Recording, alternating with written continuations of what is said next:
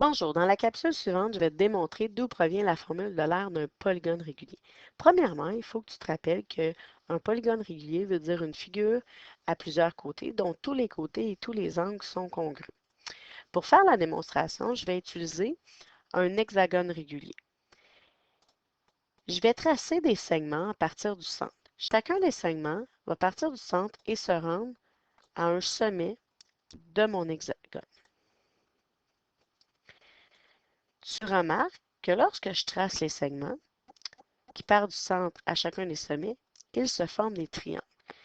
Tous les triangles que j'ai formés sont congrus. Je vais tracer un nouveau segment. Ce segment part du centre et descend perpendiculairement à un côté de mon polygone. Ce segment trace en tant que tel la hauteur d'un des triangles. J'aurais pu tracer le segment à n'importe quel des triangles. Je vais inscrire les informations sur le triangle. La mesure que j'ai ici correspond à la base de mon triangle. La mesure en pointillé, l'information en pointillé correspond à la hauteur de mon triangle. Donc, si je voulais faire l'aire d'un triangle, je retourne dans ce qu'on a vu en début d'année. L'aire d'un triangle, la formule, c'est base fois hauteur divisé par 2. Mais moi, le but, c'est pas de trouver l'aire d'un triangle, mais c'est de trouver l'aire de l'hexagone. Donc, l'aire de l'hexagone correspond à combien de triangles? À 6. Donc, je pourrais dire, ben, je vais faire l'aire d'un triangle. La formule ne change pas, c'est base fois hauteur divisé par 2. Par contre, je dois faire fois 6 parce qu'il y a 6 triangles. S'il y avait eu 7 triangles, je ferais fois 7. Donc, ça dépend toujours du nombre de triangles. Mais mon but, c'est pas de trouver l'aire d'un triangle ou l'aire d'un hexagone, mais c'est d'avoir une formule générale pour tous les polygones réguliers. L'aire de n'importe quel polygone régulier. Pour faire l'aire de n'importe quel polygone régulier, il faut faire un parallèle. C'est que je n'utiliserai pas le H et le B. Parce que le H et le B est associé à un triangle. Et nous, on veut l'aire d'un polygone. Pour cette raison, on va transformer ces lettres-là. La base de mon triangle correspond aussi à la mesure d'un côté dans mon polygone régulier.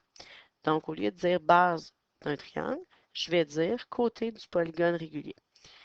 Et au lieu de dire le H pour hauteur d'un triangle, je vais appeler ça A pour apothème du polygone régulier.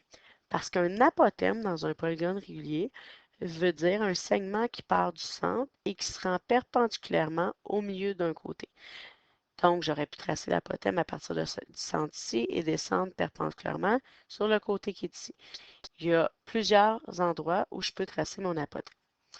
Si je reviens à ma formule en utilisant les nouvelles lettres qu'on connaît, la base du triangle, si je regarde ici, correspond à la mesure d'un côté de mon polygone.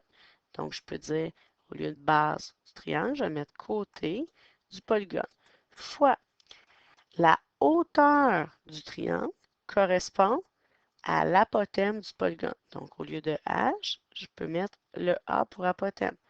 Fois. Et là, on veut être général. On ne veut pas être spécifique à un polygone. Le 6, c'était pour un hexagone.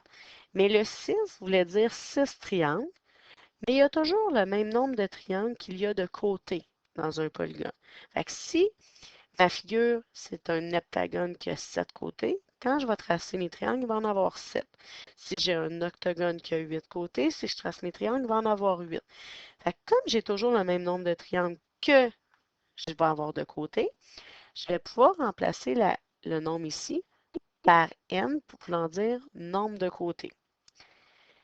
Et tout ça divisé par 2. Fait que la formule pour trouver l'aire de n'importe quel polygone régulier, c'est C fois A fois n divisé par 2. Ou ce qu'on va souvent nommer CAN divisé par 2 pour que tu t'en souviennes rapidement. Ça, c'est la première formule qu'il faut que tu retiennes.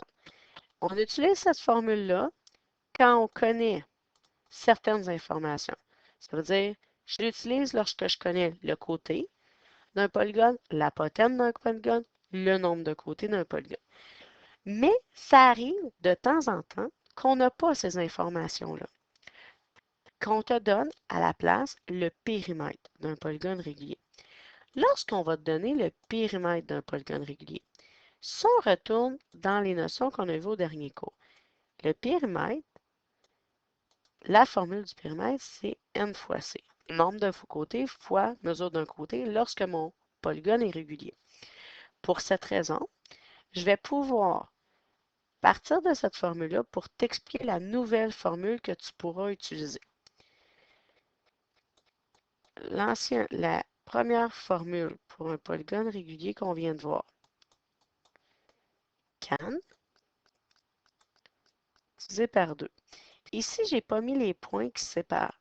C'est pas grave parce que tu sais que dans l'algèbre, c'est sous-entendu que lorsque j'ai plusieurs lettres collées, qu'ils sont séparés par des multiplications. Si je fais des liens avec le périmètre pour trouver une nouvelle formule, tu sais que le périmètre, ça veut dire n fois c, nombre de côtés fois mesure d'un côté. Mais ici, j'ai aussi un c et un n que je vais pouvoir mettre ensemble. Parce que c fois n veut dire la même chose que périmètre. Là, ma nouvelle formule, je vais pouvoir dire R d'un polygone égale, au lieu de C et le N, je vais mettre P, périmètre, fois le A est toujours là, fois apothème, divisé par 2.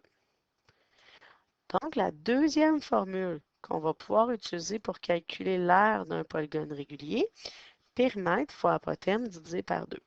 Donc, dépendamment de ce que tu connais comme information, si dans un problème, on te donne le côté, on te donne l'apothème et on te donne le nombre de côtés, c'est préférable d'utiliser la formule can divisé par 2.